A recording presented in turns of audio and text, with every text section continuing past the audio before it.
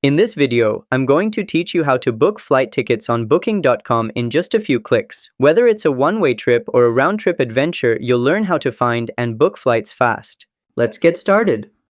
First, go to Booking.com and wait for the homepage to fully load. Then, click on Flights at the top menu to access the flight booking section. Choose whether you want a one-way or round trip depending on your travel plan. Next, enter your departure location. This is where your journey will begin. Then type in your destination, the place you're flying to.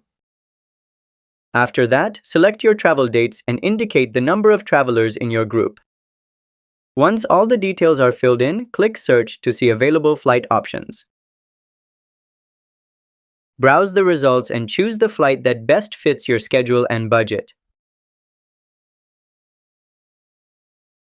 Finally, fill in your passenger details, choose any extras, and select your seat, and that's it.